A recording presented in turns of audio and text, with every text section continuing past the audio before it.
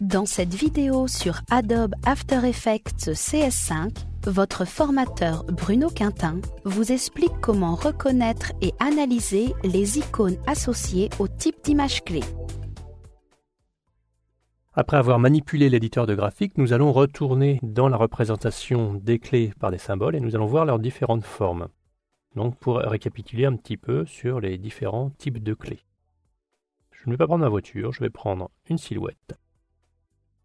Et je vais choisir L. Je vais créer une composition dans 600-400 dans laquelle je vais aller mettre cette silhouette. Et pour changer un petit peu, nous allons animer en rotation.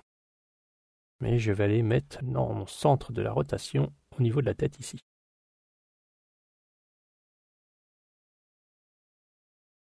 Je pars d'ici, après ça tourne ici, hop, et ça tourne comme ça. Donc j'appuie sur U, je vois mes clés apparaître et au départ j'ai des clés qui ont cette forme-là. Donc cette forme-là, c'est des clés d'interpolation linéaire. Donc c'est marqué ici temporel sur linéaire. Si vous faites un CTRL-clic, vous passez en mode Bézier auto. Donc c'est quand c'est rond comme ça. Ensuite, il y a le mode Bézier, qui n'est pas Bézier auto, qui est soit Bézier continu, soit Bézier discontinu. Et celui-là, il s'obtiendra si on va intervenir au niveau des vitesses. Dans ce graphique-là, on est en Bézier auto, mais si j'interviens ici, automatiquement ma clé change de forme, elle devient avec les petits creux comme ça de chaque côté. Donc linéaire, Bézier auto, Bézier. Et la dernière, on peut faire un clic droit si on veut, pour trouver le maintien des images clés, où on a un côté carré. Dans ce cas-là, il n'y a pas d'interpolation jusqu'à atteindre la valeur suivante et passer directement d'une valeur à l'autre. Donc voilà ces différentes formes, et il peut y avoir des mélanges donc entre là d'un côté c'est en Bézier, là c'est en maintien. Si je faisais ça, CTRL-ALT-H, ah oui, donc ça passe comme ça, donc on ne peut pas avoir de Bézier auto de ce côté-là et de maintien. C'est pas possible en effet. Bon, j'ai rajouté une clé ici.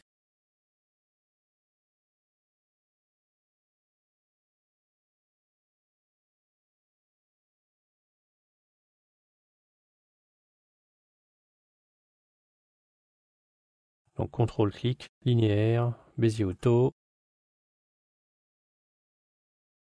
Et Bézier tout simple, si on vient intervenir ici, si on casse les tangentes, ça ne change pas le symbole, c'est toujours le même.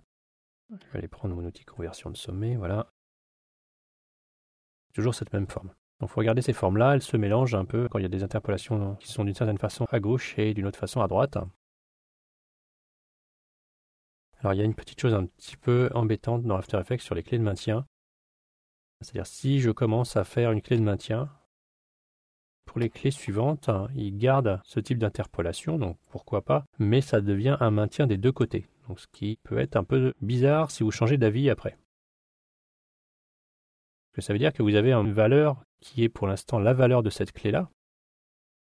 Voilà, je suis à moins 46,07 et cette clé-là est à 54. Donc si je vais vous donner une valeur donnée, je vais faire moins 40. Et là, je vais faire 50. Donc je suis à moins 40, parce que c'est elle qui décide. Alors que celle-là est en maintien aussi à gauche. Bizarre. Et si je passe cette clé maintenant en linéaire, il n'y a pas d'interpolation, mais c'est cette clé-là qui décide. Mais elle décide avant la clé. Donc c'est un petit peu délicat. Donc pour des clés de maintien, je conseillerais plutôt de faire les clés normales en linéaire et à la fin de décider de les passer en mode maintien. Comme ça, il y a un maintien uniquement à droite pour éviter d'avoir un blocage à rebours. Je trouve ça un peu étrange, moi, que ça fasse ça. Voilà, quand on a la clé où c'est carré des deux côtés. Donc ça veut dire que c'est celle-là qui commande, mais si celle-là passait dans un autre mode, ça serait maintenant celle-là. Donc c'est pas clair du tout. Donc faites bien attention à vos clés de maintien, préférez une forme comme ça, méfiez-vous de ces formes-là. Et puis gérez linéaire, maintien, Bézier auto, continu. Tout ça donc représenté par ces différentes formes et ces mariages donc entre clés avec des clés hybrides avec une interpolation d'un certain type d'un côté et d'un autre type de l'autre.